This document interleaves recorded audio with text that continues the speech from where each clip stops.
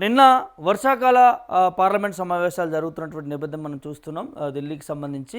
So అందులో అమిత్ షాను రాజీనామా చేయించాలి, ఆ పదవి నుంచి తొలగించాలనేది రాహుల్ గాంధీ మాట్లాడినటువంటి నేపథ్యం మనం చూస్తాం. ఒకసారి చదివించే ప్రయత్నం చేద్దాం. మంత్రి పదవి నుంచి అమిత్ షాను తొలగించాలి, కాంగ్రెస్ అగ్రనేత రాహుల్ గాంధీ డిమాండ్ చేస్తున్నారట. సో కేంద్ర హోంమంత్రి అమిత్ షాను వెంటనే పదవి నుంచి తొలగించాలనేది లోక్సభలో ప్రతిపక్ష నేత రాహుల్ గాంధీ ప్రధాని మోదీకి డిమాండ్ చేశారు. ఢిల్లీలో ఆయన విలేకరుల సమావేశంలో మాట్లాడుతూ షాపై తాను లోక్సభలో చేసిన వ్యాఖ్యలను క్షమాపణ చెప్పే ప్రసక్తే లేదని స్పష్టం చేశారు.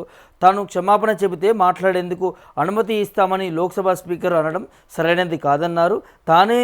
తాను ఎప్పుడు కూడా బీజేపీకి కానీ ఆర్ఎస్ఎస్కి కానీ క్షమాపణ చెప్పే ప్రసక్తే లేదని స్పష్టం చేశారు. ప్రతిపక్ష నేతగా జాతీయ ప్రాధాన్యత గల అంశాలను లేవనెత్తడం తన బాధ్యత అన్నారు. నీట్ పేపర్ లీక్ పైన కూడా నిరసన తెలుపుతున్న విద్యార్థులపై పెల్లెట్ గన్లను ప్రయోగించారని, ఒక విద్యార్థికి కంటిచూపు కూడా కోల్పోయే ప్రమాదం ఉందని అన్నారు. పైలట్ తుపాకులతో కాల్పులు జరిపారనేది ఎయిమ్స్ మెడికల్ సర్టిఫికెట్లో కూడా ఉందనేది ఆయన గుర్తు చేశారు.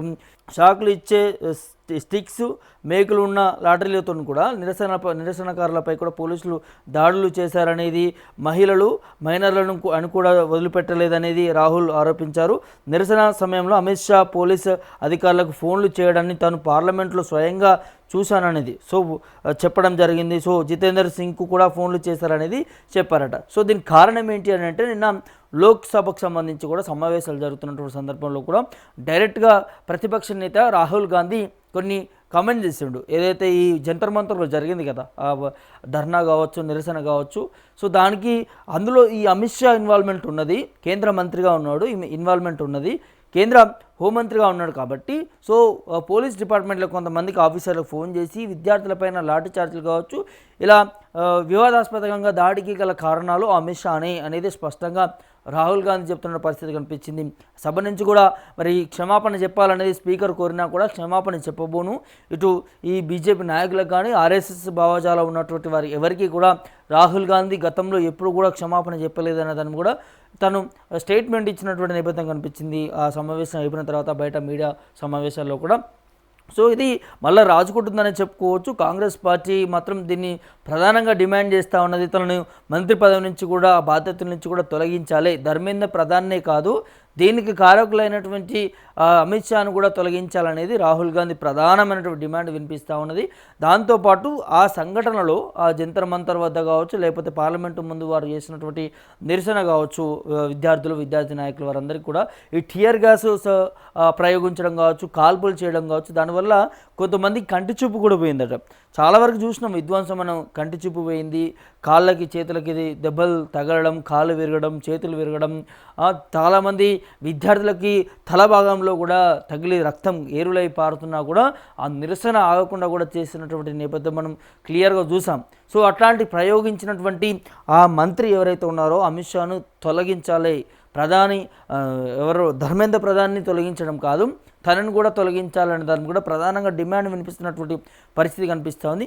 ఇంకోవైపు నుంచి బీజేపీ మాట్లాడుతుందంటే దీనికి సంబంధించి అందులో చాలా వరకు కూడా ఆ ధర్నాలో నిరసనలో పాల్గొన్నటువంటి వారు ఈ చాలామంది క్రిమినల్ కేసులు ఉన్నాయి, వారి మీద క్రిమినల్ కేసులు ఉన్నాయి, వాళ్ళ బ్యాక్గ్రౌండ్ అంతా కూడా పాకిస్తాన్తో కూడా ముడిపడి ఉన్నదనేది సోషల్ మీడియా మాధ్యమాల్లో బీజేపీ నాయకులు మాట్లాడుతున్నారు, కామెంట్ చేస్తున్నారు, ట్వీట్లు చేస్తున్నారు, పోస్టులు పెడుతున్న పరిస్థితి కూడా కనిపిస్తూ ఉంది.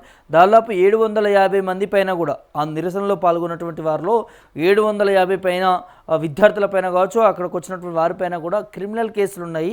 వారు క్రిమినల్ నేరగాళ్ళు, గతంలో చాలా క్రూటీరమైనటువంటి కేసులు వారి మీద ఉన్నాయి.